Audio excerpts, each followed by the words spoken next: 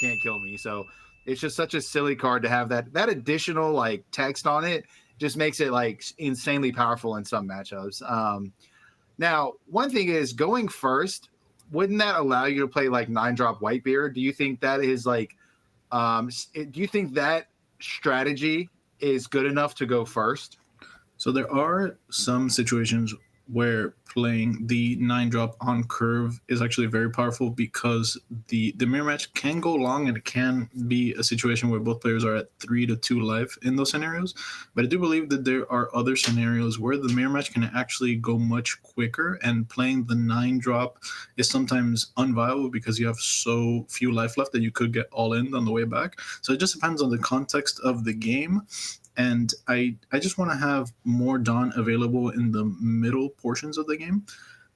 So that's my reasoning for going second, also getting a little bit of an extra card. And if we can just mention these beautiful Dawn coming out of Huang's side is I appreciate some extra ready cards over here. So. Yeah, no, I'm a big fan of the 10 Straw Hat Dawn. If someone has them, it's pretty strong. Here we go. Nami Buggy on turn 1. That and both of them grabbing. Both players actually grabbed a guard point with their Buggy, which is funny. Yeah, like you said, not only can the leader not kill the Buggy, but the Buggy can't kill it either. So it's just like, it just becomes this thing of like, how do I actually remove this card? It's very funny. Now, obviously, Nami, like there's plenty of things that can just kill it, but you will be put in situations that make it a little awkward.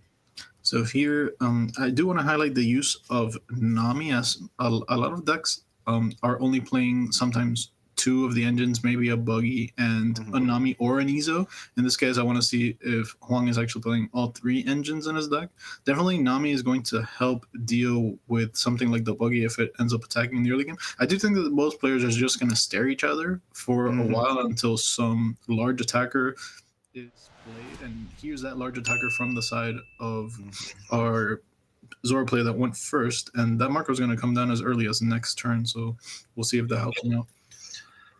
Yeah, absolutely. And it's so funny. The 1-drops are so good in Zoro because they find cards, so they find defense or they find other plays, and then they attack. Like that's the most insulting thing. It's like when let's say you play Hanya Ball, for example, you're impelled down Searcher. You play it, more than likely it does nothing for the entire game, but then in Zoro, these cards attack, and that's what makes them so powerful.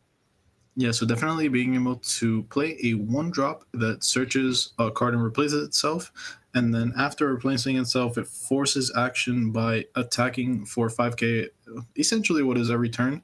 So 1-drop's incredibly powerful in Zoro and probably the fundamental pillar behind Zoro's success. So we see here an attack 4/6, and Huang is very liberally taking these early game damage. I do suspect that he wants to go down proactively to 2 life in order to enable various cards in his deck like Marco and Radical Beam. So he's going to take this early chip damage, and then we'll see if the Zoro player on the play can actually leverage something like an all-in.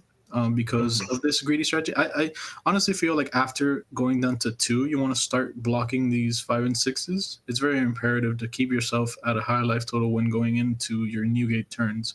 So yeah, no, very much so. It can be, all right, what is Nami swinging at? Is Nami swinging at Buggy? It's the only thing that can actually kill the Buggy. So we'll see if it. Oh, and it got it. There you go, Nami. Earn that paycheck.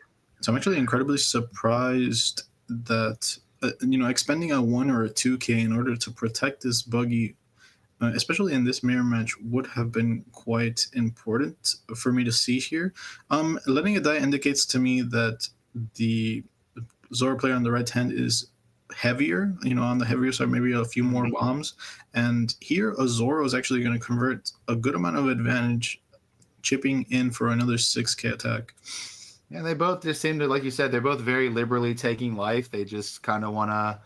I think when you take life in the early game, it definitely gives you like more options overall. So maybe having the most options ultimately becomes the strategy in this mirror. Because if I have more options than my opponent, then I can have better plays. Now, both of these decks can get very defensive very quickly. With the Buggy package, they're playing guard point, which means they're probably playing Radical Beam. Mhm. So Zoro can actually just get out of very high attacks in the late game if it has enough event cards. Yeah, so very similar to how Newgate uses its event cards in order to survive all-ins. When it goes down to 0, Zoro can do a very similar thing. And Zoro has the advantage of not burning a life every end of turn, so it can be a very aggressive deck, but also has a lot of defensive options. And we see that in the nerfs that are coming soon as early as next week, where something like Radical Beam and Marcos are not as readily available anymore. So, but for right now, those defensive options do exist. So I want to see how these Zoro players leverage, attacking in the early game versus getting into the late game with their bombs. So Yeah. All right, we're gonna go Magra to buff our Buggy, and now Buggy's a 7K. yeah, so incredibly powerful. Mm-hmm. 7K for just 2 Dawn effectively worth of cards. Just one of the main plays that makes Zoro so powerful. And here we go. And we're going to use this Firefish to clean up the board here. So putting our opponent at 2, having a relatively stacked board, and clearing our opponents is just so powerful. So now this Zoro player, this one, is in such a good position here, I think. Yeah, so we'll just go ahead and name him Steel, I think is his player Mm-hmm. tag. And Steel right now, just in a commanding position because he was able to leverage that Fire Fist into killing, an actual high costed 3-drop as well as a weenie. So just trying to answer the Ezo here, I do suspect, because Ezo can attack, and then playing on Marco to deal with the buggy. So very effective use Yeah. of Dawn for this turn. And we have actually a Nami to Oh, be and able then to Nami. play another attacker. So yeah, firing on all cylinders for both players. And I think it's been a good back and forth so far. I think these new gates in the Yeah. end game are going to matter quite a lot. Ooh, and Oh, and a I whiff knew on that the was a Nami. whiff. Yeah. I do like how, I mean, the boards just trade so quickly with each other. You have like now, Steel can drop his own Marco to deal with his opponent's Nami, and then the boards, like, once again, they become kind of even. Just a lot of great back and forth here. I really like the board control aspect here. Yeah, and here we see a little bit about why people tend to gravitate away from Magura, at least in the mid-rangey versions. After it uses its effect, it is only a 2K. So if this Steel wants to curve out with a larger card on this turn, he's going to have to sacrifice an attack with his Magura, as it is not that efficient of an attacker. So I do want to see what he ends up going for in this turn. And we're going to start with an Ezo, just looking at the top 5 of our deck, seeing our options, seeing how we deal with this Marco from the side of Huang. Man, the 1-drop fight is just so funny. 1-drop into 1-drop into 1. It's just so funny. And we're going to go ahead and grab a blocker Marco. Again, great card. Just really good at maintaining board presence, providing defense. And the cool thing about Marco is that it stays on the board. So once you're done defending, it can flip into an aggro position. You know what I mean? Like, you just attack with the Marco once you're ready to go for game. And that's one of the things that made it so good. And that's why it's at 1 now, effective Friday. It's true. And speaking of the 4-drop Marco, we also have the 5-drop Marco. And the 5-drop Marco, effectively, when you field it in this matchup, it becomes a situation where you either race it by attacking the leader instead of him, or you try to tax your opponent's resources by attacking the Marco. But for the most part, that makes your leader a 6K base. And, it just ends up being a race after Marcos are established from both sides. But All right. And we're just going to go 7. So it looks like you said he's just going to try to race the Marco in the sense of just putting damage on the leader. Whereas, like, he could have played his own Marco, but then he wouldn't have really dealt much damage. yeah. We're going to go 7. So 7K Magra. Yep. So he's definitely leveraging his 1-drops in play. The Magra actually ends up being able to attack because of the Machina. And this is expending a lot of resources from Steel's hand, but at the same time, he does feel like he is in a reasonably commanding position as the aggressive player. And he just wants to get the game over with in this commanding position. So putting as many eligible attackers in play as possible and then passing the turn over. Yeah, and Jackson is going to, I want to say he's going to 8 Dawn, right? So he just won't be able to play a Whitebeard, which means you'll just be attacking into a 5-drop leader. So if you put your opponent in a position of losing the game, you might be able to close it out with just a couple rushers or even just one Zora rush. Might be closing the game out here. Whereas, like, if your opponent is going into their Whitebeard turn, it can become a little more dangerous to try to just, very aggressively deal with them that way. Yeah, and we see nothing like Nico, Robin, or Vistas came down from the side of Jackson this game, and these 1-drops have been really hurting him over the course of the last few turns. And I think it was a consequence of that Fire Fist. We saw Fire Fist against Danami earlier today, just dealing with the board and going for game, and now here dealing with the Zoro and the 1-drop in order to protect the weenies from the side of Steel. So just Fire Fist in general have been overperforming as we've seen so far. Yeah, absolutely. Fire Fist has been crazy. The 2 times we saw it, it just really took control of the board immediately. Yeah, so I do want to see where this Marco goes or what it does, because this Marco is the leveraging factor for Jackson. He has one fielded. If he can get another one in play maybe and hold up something like a Radical Beam, he could both deal with this Zidane or Izo and at the same time have a lot of firepower going into the next turn. But we'll see what resources he has available to him. Okay. Looks like we're going to go 7 lead here, and we're going to take it. Steel now going down to 2 life. So what is this 6 Dawn play? Yeah, there's just so much Zoro can do with 6 Dawn. There's just so many cards you could be thinking about, could be playing here. It's just so many. It looks like we're gonna go 7. He took the last 7. I liked it. When my opponent takes a 7, it just feels good to swing another 7. You know what I mean? Yeah, and it's a very good time to be swinging for 7 right now, because Steel doesn't have any open Dawn, and that signifies there's no things like Guard Point or Radical Beam. So it's going to actually take 2 hard cards in order to defend this 7, and keeping himself at 2 life is very pivotal, because he might have something like Beard. Oh, and here's Vista to deal with the Dawn. So getting rid of a little bit of the aggression. I don't necessarily disagree with swinging 7 twice this turn. There was an argument for dealing with Magura, but I believe what Jackson is saying is basically this Magura is not that efficient of an attacker unless you have more Maguras or more Makinos. Yeah. I'll just force you to better have it, and then instead I'm going to go ahead and race your leader. So I do like that play. Yeah, absolutely. I do like that sentiment there. Man, so we have 2 Dawn up. I mean, there's no way this is a Red Hawk, right? I mean, there's no way Zoro plays Red Hawk. Does this become, basically, I think, looking at both players' board, I think Steel is asking himself, can I win this game and how? Your opponent is in the winning board position. You are running low on life. You're running low on resources. And my opponent is coming into their 9-drop turn with a fully established board already. So that becomes the question of, what do I do to put myself in a winning? I don't have to win this turn. I think a 9-drop here would actually be really strong.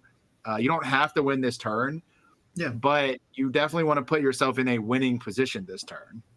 Yeah, so I agree with that, because I do feel like a 9-drop would have been strong in the sense that he insulates a couple of the attacks coming in on the next turn and then wins with the new gate in play on the following turn. So he doesn't have access to the 9-drop clearly, because he's going for more of a attack with my 1-drops this turn.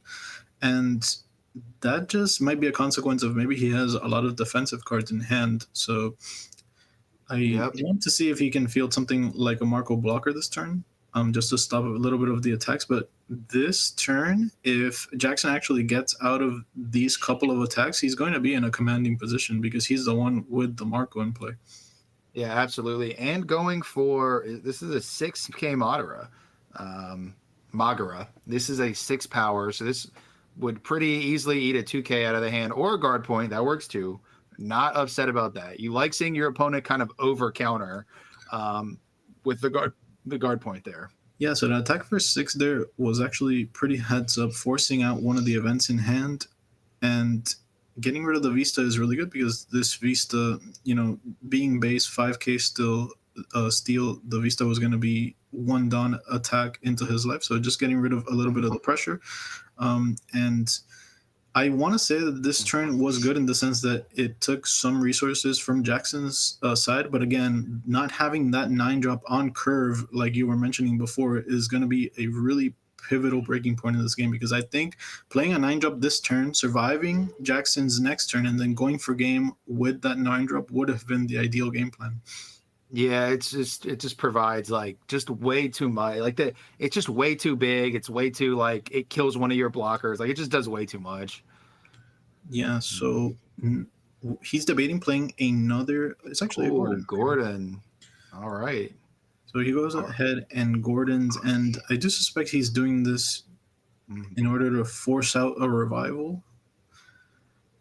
Yeah. Okay.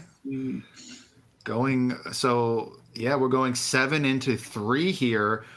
This would be you're just forcing out that guard point. You know, I like it. It does kind of open. You gotta have a lot of counter power in your hand to feel like really safe here. You know what I mean? But I do like the idea of forcing the guard point or the radical beam out of his hand so you can go for game next turn.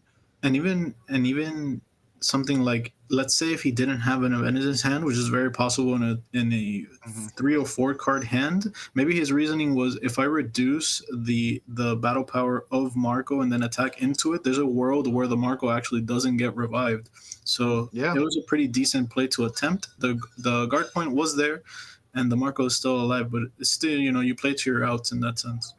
Yeah, absolutely. Putting your opponent on a gotta have it a little bit.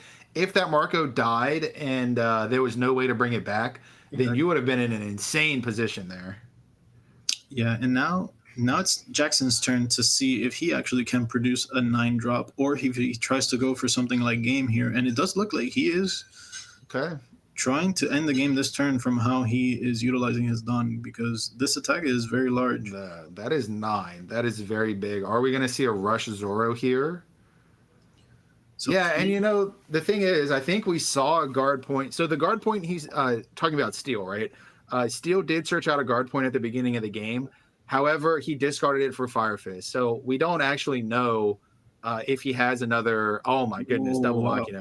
Okay, so that's another 9. That is another 9 into the face here. Yeah, and we see Jackson moving incredibly fast. He probably did the math in his head, is saying, this is the best chance that I have to end the game right here. And I think if he took the first 9, he is very likely to take the second 9. That's why he goes for the double Machino all in play. And I think it's just going to be 9, 9, and 10 to try to end the game. So, and guys, this has got to be a 2K. I mean, 9, 9, 10. What do we got here? Yeah, just yeah, I don't know. He had a guard point in hand using that Dawn. Oh, and we got out of it. There we go. And that's probably game right there.